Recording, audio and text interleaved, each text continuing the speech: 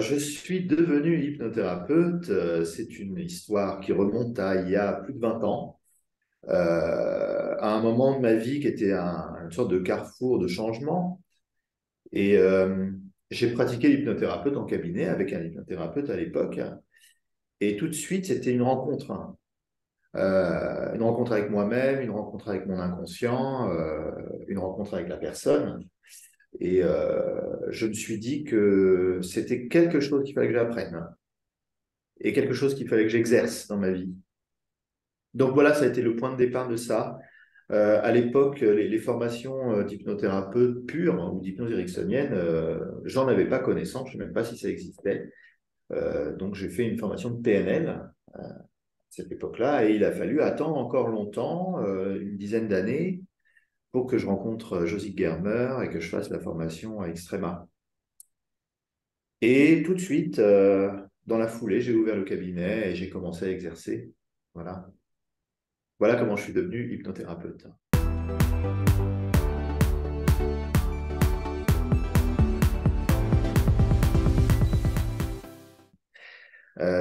Alors, j'ai adhéré au SNH dans la foulée de ma formation, en fait.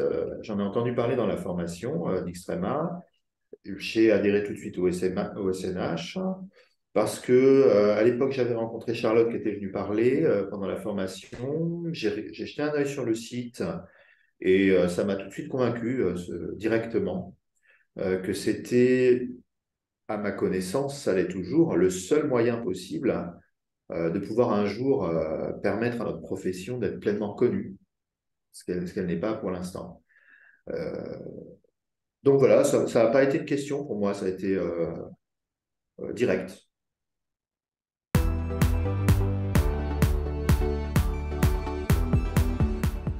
Rôle au sein de l'équipe bénévole du SNH.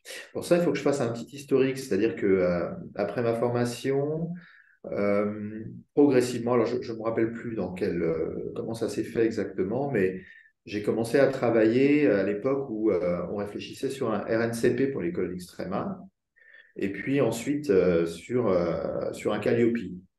Donc ça veut dire qu'avec avec Marc Barba, par exemple, Charlotte de Bouteiller aussi, on a fait une analyse extrêmement détaillée de la formation, des compétences qu'on acquérait dans cette formation, des compétences nécessaires pour devenir hypnothérapeute, euh, etc. C'était très, très intéressant. Donc, j'ai vraiment eu un aperçu assez fin de ce qu'il y avait dans cette formation d'Extrema, qui est une bonne formation. Euh, et donc, bah, c'est un peu naturellement que quand j'ai appris qu'il y avait une place libre euh, pour être délégué régional Auvergne-Rhône-Alpes, que du coup, je me suis proposé. Voilà.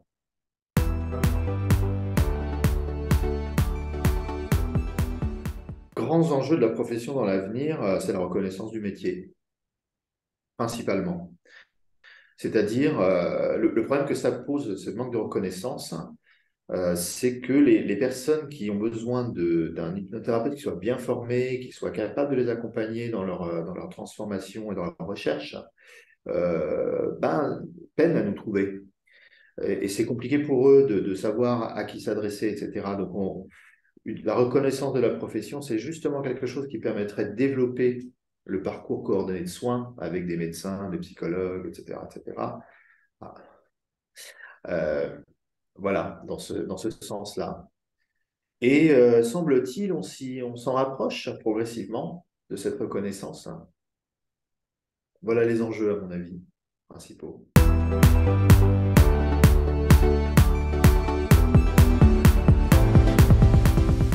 Bon anniversaire, déjà, comme vœu pour les 10 ans du SNH.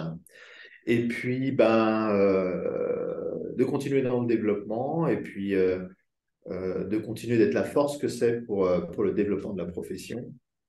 Et je dirais même l'interlocuteur privilégié de ce développement avec les pouvoirs publics et la pleine réussite.